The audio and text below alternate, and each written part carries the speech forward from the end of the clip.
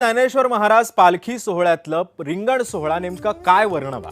अहो, हरिनामाचा अखंड जयघोष आणि ज्ञानोबा तुकोबांचा नामघोष, कानात गुंजणारा टाळ मृदुंगांचा गजर आणि पांडुरंगाच्या भेटीची आस लावून पंढरपूरच्या या वाटेनं चाललेले वारकरी रिंगण सोहळ्याचं क्षण डोळ्यात साठवून घ्यावेत असं भक्ती रसानं उथंबले। या रिंगण स्थळावरून नेमकं काय काय घडलं, याची परंपरा काय आहे, याचा आढावा घेतला आमचे प्रतिनिधी प्रशांत सागवेकर।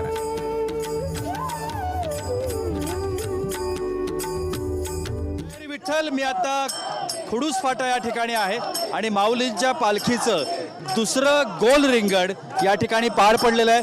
माझ्या पाठीमागे तुम्ही पाहू शकता कशा पद्धतीनं ह्या रिंगण सोहळा आता या ठिकाणी नुकताच पार पडलेला आहे आणि या सगळ्या दिंड्या वारकरी या मानाच्या दिंड्या आहेत ज्या आता या ठिकाणाहून मार्गक्रमण करतायत। खुडूस फाटा या ठिकाणी माऊलींच्या पालखीचं दुसरं गोल रिंगण या संपूर्ण सोहळ्यातलं नुकतंच पार पडलंय आणि ही मोठी गर्दी जी तुम्ही पाहत आहात वारकऱ्यांची ती आपल्याला या ठिकाणी दिसून येते। खुडूस फाटा या ठिकाणचं हे माऊलींच्या पालखी सोहळ्यामधलं दुसरं गोल रिंगण हे आता या ठिकाणी पार पडलेलं आहे। या संपूर्ण परिसराचा आपण आढावा घेतो आहोत। तुम्ही माझ्या बाजूला पाहू शकता या ठिकाणी या दिंड्या आहेत आणि या दिंड्या या संपूर्ण परिसरातून मार्गक्रमण करता आहेत।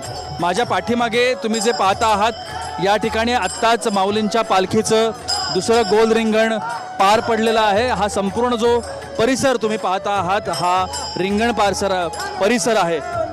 ज्ञानोबा तुकोबांच्या जयघोषामध्ये माऊलींच्या पालखीचं दुसरं गोल रिंगण हे खुडूस फाटा या ठिकाणी पार पडलेलं आहे। अतिशय उत्साहाचं आनंदाचं वातावरण आपण या ठिकाणी आत्ता पाहतो आहोत। मी ज्या ठिकाणी आत्ता उभा आहे हे बरोबर मध्य परिसर आहे माऊलींच्या पालखी सोहळ्यामधला आणि माझ्या समोर तुम्ही पाहता आहात ही माऊलींच्या पालखी सोहळ्यातली मानाची दिंडी मार्गक्रमण करते।